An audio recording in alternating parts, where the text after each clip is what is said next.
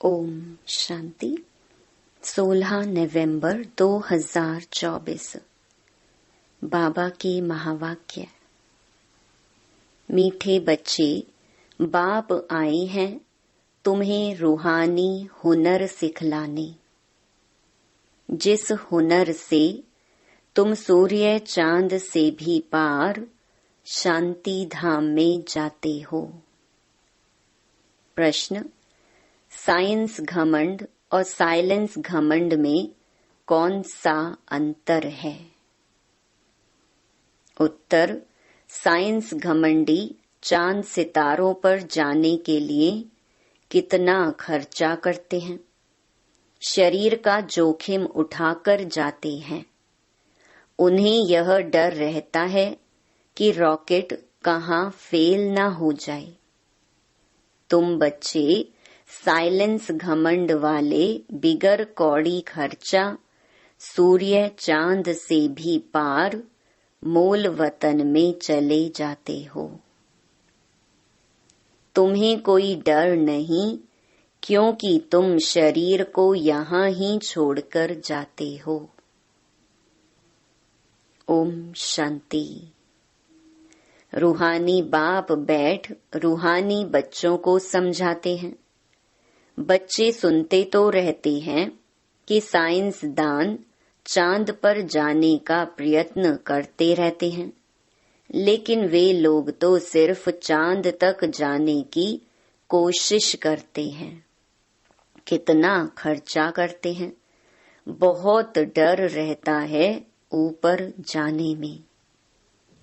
अब तुम अपने ऊपर विचार करो, तुम कहाँ के रहने वाले हो? वह तो चंद्रमा की तरफ जाते हैं, तुम तो सूर्य चांद से भी पार जाते हो, एकदम मूल वतन में। वो लोग तो ऊपर जाते हैं तो उनको बहुत पैसे मिलते हैं, ऊपर में चक्कर लगाकर आते तो उन्हों को लाखों सौगातें मिलती हैं। शरीर का जोखिम रिस्क उठाकर जाते हैं। वह है साइंस घमंडी। तुम्हारे पास है साइलेंस का घमंड। तुम जानते हो हम आत्मा अपनी शांति धाम ब्रह्मांड में जाते हैं। आत्मा ही सब कुछ करती है। उन्हों की भी आत्मा शरीर के साथ ऊपर में जाती है। बड़ा खौफनाक है, डरते भी हैं ऊपर से गिरे तो जान खत्म हो जाएगी। वह सब है जिस्मानी हुनर। तुमको बाप रूहानी हुनर कला सिखलाते हैं। इस हुनर सीखने से तुमको कितनी बड़ी प्राइज मिलती है। 21 जन्मों की प्राइज मिलती है, नंबरवार पुरुषार्थ अनुसार। आजकल गवर्नमेंट लॉटरी भी निकालती है ना। यह बाप तुमको प्राइज देते हैं और क्या सिखाते हैं? तुमको बिल्कुल ऊपर ले जाते हैं, जहां तुम्हारा घर है। अभी तुमको याद आता है ना कि हमारा घर कहाँ है और राजधानी जो गंवाई है वह कहाँ है? रावण ने छीन लिया। अब फिर से हम अपने असली घर भी जाते हैं और राजाई भी पाते हैं। मुक्ति धाम हमारा घर है, यह कोई को पता नहीं है। अब तुम बच्चों को सिखलाने के लिए देखो बाप कहाँ से आते हैं, कितना दूर से आते हैं। आत्मा भी रॉकेट है, वह कोशिश करते हैं ऊपर जाकर देखें चंद्रमा में क्या है, स्टार में क्या है। तुम बच्चे जानते हो यह तो इस मांडवे की बत्तियां हैं। जैसे मांडवे में बिजलियां लगाते हैं, म्यूजियम में भी तुम बत्तियों की लड़ियां लगाते हो ना। यह फिर है बेहद की दुनिया। इसमें यह सूर्य चांद सितारे रोशनी देने वाले हैं। मनुष्य फिर समझते हैं सूर्य चंद्रमा यह देवताएं हैं। परंतु यह देवता तो है नहीं। अभी तुम समझते हो बाप कैसे आकर हमको मनुष्य से देवता बनाते हैं। यह ज्ञान सूर्य, ज्ञान चंद्रमा और ज्ञान लकी सितारे हैं। ज्ञान से ही तुम बच्चों की सद्गति हो रही है। तुम कितना दूर जाते हो, बाप ने ही घर जाने का रास्ता बताया है। सिवाय बाप के कोई भी वापस अपने घर जा नहीं सकते। बाप जब आकर शिक्षा देते हैं तब तुम जानते हो। यह भी समझते हैं हम आत्मा पवित्र बनेंगे तब ही अपने घर जा सकेंगे। फिर या तो योग बल से या सजाओं के बल से पावन बनना है। बाप तो समझाते रहते हैं जितना बाप को याद करेंगे उतना तुम पावन बनेंगे। याद नहीं करेंगे तो पतित ही रह जाएंगे। फिर बहुत सजा खानी पड़ेगी और पद भी भ्रष्ट हो जाएगा। बाप खुद बैठ तुमको समझाते हैं तुम ऐसे ऐसे घर जा सकते हो। ब्रह्मांड क्या है, सूक्ष्म वतन क्या है, कुछ भी पता नहीं। स्टूडेंट पहले थोड़े ही कुछ जानते हैं। जब पढ़ना शुरू करते हैं तो फिर नॉलेज मिलती है। नॉलेज भी कोई छोटी कोई बड़ी होती है। आईसीएस का इम्तिहान दिया तो फिर कहेंगे नॉलेजफुल। इससे ऊंच नॉलेज कुछ होती नहीं। अब तुम भी कितनी ऊंच नॉलेज सीखते हो। बाप तुमको पवित्र बनने की युक्ति बताते हैं कि बच्चों मामेकम याद करो तो तुम पतित से पावन बनेंगे। असल में तुम आत्माएं पावन थी, ऊपर अपने घर में रहने वाली थी। जब तुम सतयुग में जीवन मुक्ति में हो तो बाकी सब मुक्ति धाम में रहते हैं। मुक्ति और जीवन मुक्ति दोनों को हम शिवालय कह सकते हैं। मुक्ति में शिव बाबा भी रहते हैं, हम बच्चे आत्माएं भी रहते हैं। यह है रूहानी हाईएस्ट नॉलेज। वह कहते हैं हम चांद के ऊपर जाकर रहेंगे। कितना माथा मारते हैं, बहादुरी दिखाते हैं, इतने मल्टी मिलियन माइल ऊपर जाते हैं, लेकिन उन्हों की आश पूर्ण नहीं होती है और तुम्हारी आश पूरी हो जाती है। उनका है झूठा जिस्मानी घमंड, तुम्हारा है रूहानी घमंड। वह माया की बहादुरी कितनी दिखाते हैं, मनुष्य कितनी तालियां बजाते हैं, बधाइयां देते हैं, मिलता भी बहुत है, करके 5-10 करोड़ मिलेंगे। तुम बच्चों को यह ज्ञान है कि उन्हों को यह जो पैसे मिलते हैं सब खत्म हो जाएंगे, बाकी थोड़े दिन ही समझो। आज क्या है, कल क्या होगा। आज तुम नरकवासी हो, कल स्वर्गवासी बन जाएंगे। टाइम कोई जास्ती नहीं लगता है। तो उन्हों की है जिस्मानी ताकत और तुम्हारी है रूहानी ताकत, जो सिर्फ तुम ही जानते हो। वह जिस्मानी ताकत से कहां तक जाएंगे, चांद सितारों तक पहुंचेंगे और लड़ाई शुरू हो जाएगी। फिर वह सब खत्म हो जाएंगे। उन्हों का हुनर यहाँ तक ही खत्म हो जाएगा। वह है जिस्मानी हाईएस्ट हुनर, तुम्हारा है रूहानी हाईएस्ट हुनर। तुम शांति धाम में जाते हो, उसका नाम ही है स्वीट होम। वो लोग कितने ऊपर जाते हैं और तुम अपना हिसाब करो, तुम कितने माइल्स ऊपर में जाते हो। तुम कौन? आत्माएं। बाप कहते हैं मैं कितने माइल ऊपर में रहता हूँ, गिनती कर सकेंगे? उन्हों के पास तो गिनती है, बतलाते हैं इतने माइल ऊपर में गए फिर लौट आते हैं। बड़ी खबरदारी रखते हैं, ऐसे उतरेंगे, यह करेंगे, बहुत आवाज होता है। तुम्हारा क्या आवाज होगा? तुम कहाँ जाते हो, फिर कैसे आते हो, कोई पता नहीं। तुमको क्या प्राइज मिलती है यह भी तुम ही जानो। वंडरफुल है, बाबा की कमाल है, किसको पता नहीं। तुम तो कहेंगे यह नई बात थोड़ी है। हर 5000 वर्ष बाद वह अपनी यह प्रैक्टिस करते रहेंगे। तुम इस सृष्टि रूपी ड्रामा के आदि मध्य अंत ड्यूरेशन आदि को अच्छी रीति जानते हो, तो तुमको अंदर फक्र होना चाहिए। बाबा हमको क्या सिखलाते हैं, तुमको कितनी नॉलेज देते हैं। उन लोगों का जाना है हद तक, तुम बेहद में जाते हो। वह चंद्रमा तक जाते हैं, अब वह तो बड़ी बड़ी बत्तियां हैं और तो कुछ है नहीं। उनको धरनी बहुत छोटी देखने में आती है, तो उन्हों की जिस्मानी नॉलेज और तुम्हारी नॉलेज में कितना फर्क है। तुम्हारी आत्मा कितनी छोटी है, परंतु रॉकेट बड़ा तीखा है। आत्माएं ऊपर में रहती हैं, फिर आती हैं पार्ट बजाने।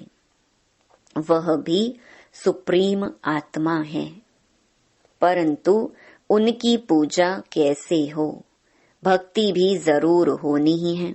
बाबा ने समझाया है, आधा कल्प है ज्ञान दिन, आधा कल्प है भक्ति रात।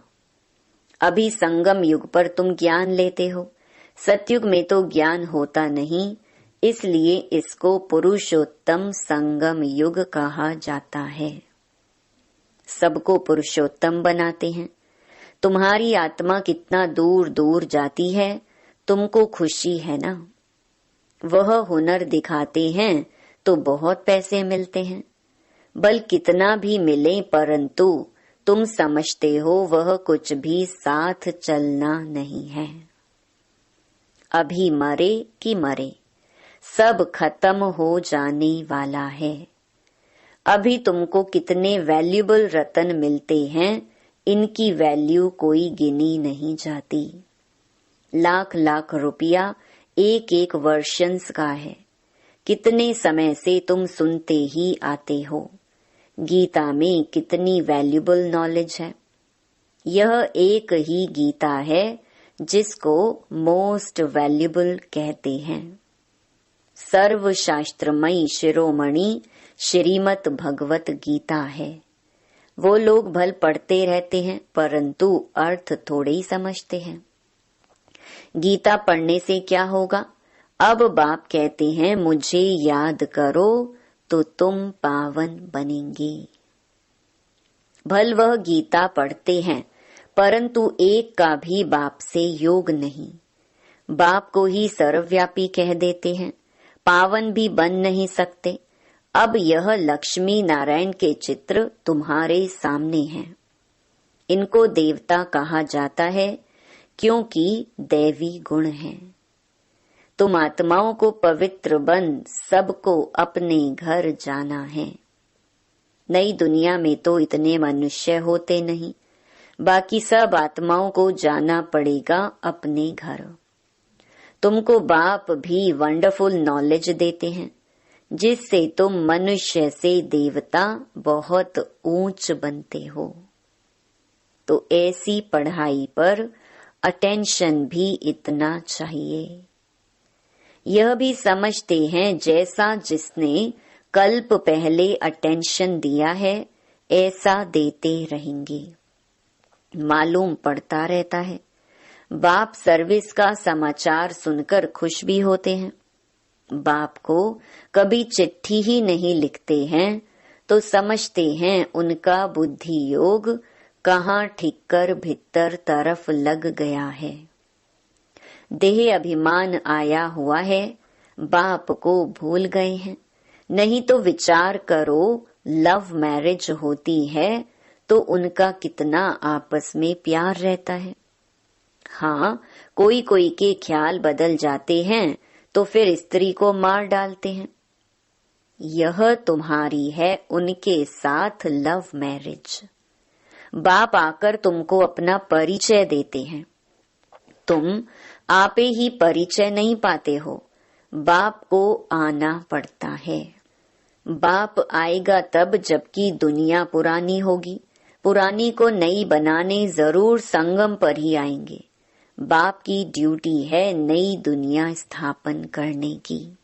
तुमको स्वर्ग का मालिक बना देते हैं, तो ऐसे बाप के साथ कितना लव होना चाहिए। फिर क्यों कहते कि बाबा हम भूल जाते हैं। कितना ऊंच बाप है, इनसे ऊंचा कोई होता ही नहीं।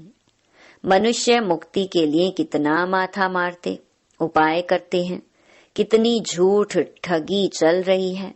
महर्षि आदि का कितना नाम है। गवर्नमेंट 10-20 एकड़ जमीन दे देती है। ऐसे नहीं कि गवर्नमेंट कोई इररिलीजियस है। उनमें कोई मिनिस्टर रिलीजियस है, कोई अनरिलीजियस है। कोई धर्म को मानते ही नहीं। कहा जाता है रिलीजन इज माइट। क्रिश्चियन में माइट थी ना, सारे भारत को हप करके गए। अभी भारत में कोई माइट नहीं है। कितना झगड़ा मारा मारी लगी पड़ी है। वही भारत क्या था। बाप कैसे कहाँ आते हैं किसको कुछ भी पता नहीं है। तुम जानते हो मगध देश में आते हैं जहाँ मगरमच्छ होते हैं। मनुष्य ऐसे हैं जो सब कुछ खा जाएं। सबसे जास्ती वैष्णव भारत था। यह वैष्णव राज्य है ना। कहाँ यह महान पवित्र देवताएं, कहाँ आजकल देखो क्या क्या हप करते जाते हैं। आदम खोर भी बन जाते हैं। भारत की क्या हालत हो गई है। अभी तुमको सारा राज समझा रहे हैं। ऊपर से लेकर नीचे तक पूरा ज्ञान देते हैं। पहले पहले तुम ही इस पृथ्वी पर होते हो, फिर मनुष्य वृद्धि को पाते हैं। अभी थोड़े समय में हाहाकार हो जाएगा, फिर हाय हाय करते रहेंगे। स्वर्ग में देखो कितना सुख है। यह एम ऑब्जेक्ट की निशानी देखो। यह सब तुम बच्चों को धारणा भी करनी है। कितनी बड़ी पढ़ाई है। बाप कितना क्लियर कर समझाते हैं। माला का राज भी समझाया है। ऊपर में फूल है शिव बाबा। फिर मेरू प्रवृत्ति मार्ग है ना। निवृत्ति मार्ग वालों को तो माला फेरने का हुक्म नहीं। यह है ही देवताओं की माला। उन्होंने कैसे राज्य लिया है, तुम्हारे में भी नंबर वार हैं। कोई कोई हैं जो बेधड़क हो किसको भी समझाते हैं। आओ तो हम आपको ऐसी बात बताएं जो और कोई बता ही नहीं सकते। सिवाय शिव बाबा के और कोई जानते ही नहीं। उन्हों को यह राजयोग किसने सिखाया। बहुत रसीला बैठ समझाना चाहिए। यह 84 जन्म कैसे लेते। देवता, क्षत्रिय, वैश्य, शूद्र। बाप कितनी सहज नॉलेज बताते हैं। और पवित्र भी बनना है, तब ही ऊंच पद पाएंगे। सारे विश्व पर शांति स्थापन करने वाले तुम हो। बाप तुमको राज्य भाग्य देते हैं, दाता है ना। वह कुछ लेता नहीं है। तुम्हारी पढ़ाई की यह है प्राइज। ऐसी प्राइज तो और कोई दे ना सके। तो ऐसे बाप को प्यार से क्यों नहीं याद करते हैं। लौकिक बाप को तो सारा जन्म याद करते हो, पारलौकिक को क्यों नहीं याद करते हो।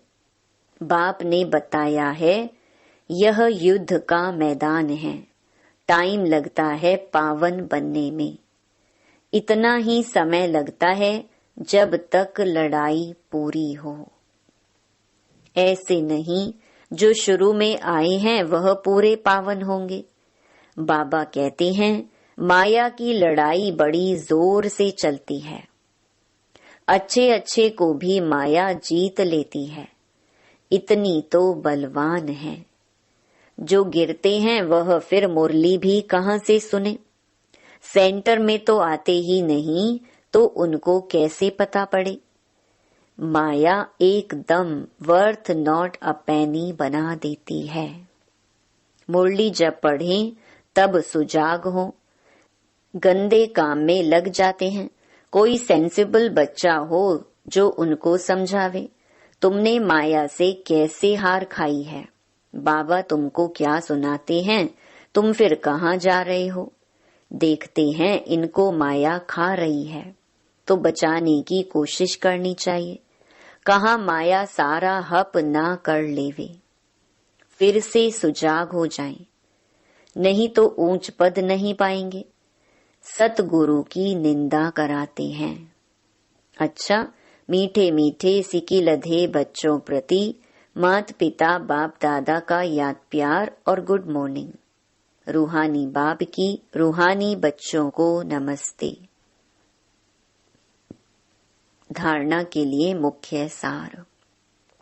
पहला, बाप से साइलेंस का हुनर सीखकर इस हद की दुनिया से पार बेहद में जाना है। फखुर माना नशा रहे, बाप हमें कितना वंडरफुल ज्ञान देकर कितनी बड़ी प्राइज देते हैं। दूसरा, बेधड़क होकर बहुत रसीले ढंग से सेवा करनी है। माया की लड़ाई में बलवान बन जीत पानी है। मुरली सुनकर सुजाग रहना है और सबको सुजाग करना है।